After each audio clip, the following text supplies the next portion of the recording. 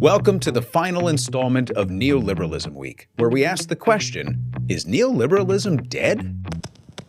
UNFTR. It's sort of a trick question, considering that I told you that neoliberalism, like capitalism and Marxism, for example, has never really existed in the way that it was intended. What I mean is that the purely economic theory of neoliberalism, as established by the economists at the Chicago School, was hijacked by billionaires and corporations along the way to create a system that we've lived under for the past 50 years.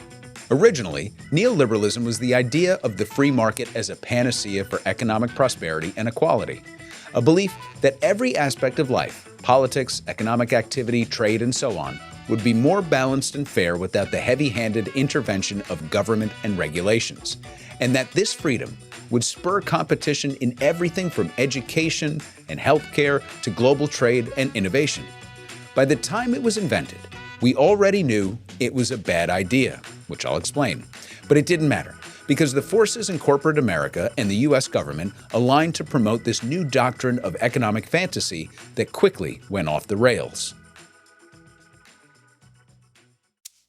So the original proponents of neoliberal thinking believed that the purest form of capitalism and democracy in the United States was the Second Industrial Revolution from 1870 to World War I.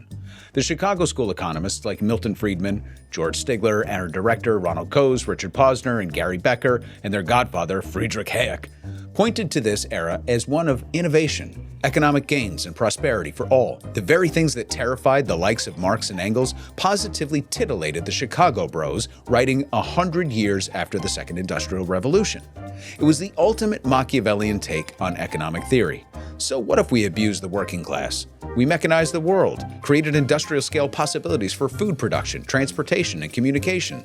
Did the economy crash and leave a few people destitute or dead a few times? Well, let's see. Only if you count the Panic of 1873. Or I guess the Long Depression of 1882 as well. And there's the recessions in 1887 and 1890. Two more panics in 1893 and 1896 as well. Another recession in 1899, in 1902, 1907, 1910, and 1913. But hey, you're gonna break a few eggs making that omelet, know what I mean? This was the period that these guys thought was so magnificent. The country was run by true oligarchs at the time, and corporations were massive. Sound familiar? They saw recessions and panics as natural and self-curing without the aid of government. In an era that went on to create some of the most impressive monopolies in history, the Chicago schoolboys rewrote history to claim that somehow this period fostered competition and was ultimately good for the worker because we made nice things. Eventually.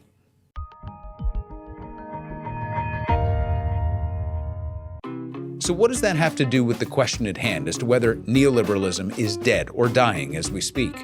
Again, the point I've been trying to make is that neoliberalism as a concept has never really existed in the modern era.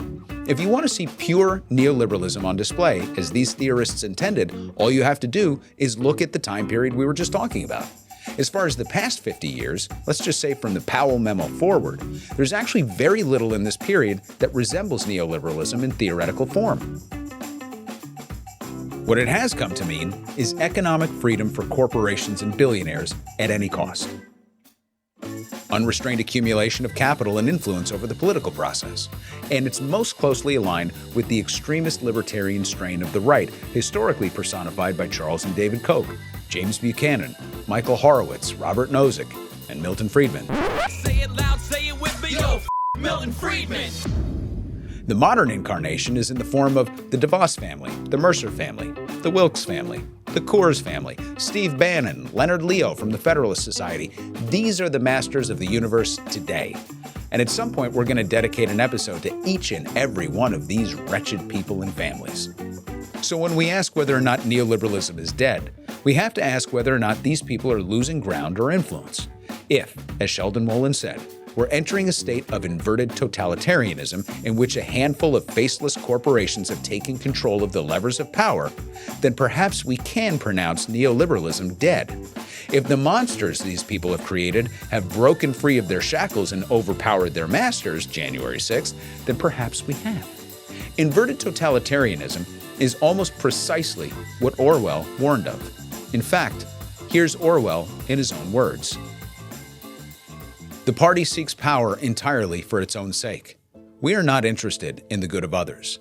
We are interested solely in power, pure power. What pure power means, you will understand presently. We are different from the oligarchies of the past in that we know what we are doing. All the others, even those who resembled ourselves, were cowards and hypocrites. The German Nazis and Russian communists came very close to us in their methods, but they never had the courage to recognize their own motives. They pretended, perhaps they even believed, that they had seized power unwillingly and for a limited time, and that just around the corner there lay a paradise where human beings would be free and equal. We are not like that. We know no one who ever seizes power with the intention of relinquishing it. Power is not a means, it is an end. One does not establish a dictatorship in order to safeguard a revolution. One makes the revolution in order to establish the dictatorship. The object of persecution is persecution. The object of torture is torture. The object of power is power. Now you begin to understand me. We may look back on the past 50 years and call it the neoliberal era. Perhaps another name will be invented. Perhaps we're entering a period of inverted totalitarianism, oligarchy, and oligopoly, or something altogether different. The question is, and has always been, who wields the power and to what end? And so, it's quite simple, really. Forget about the name. Leave that to the historians. What we call a system is less important than what it does. And all one has to do is look around and see who has the power and what they do with it.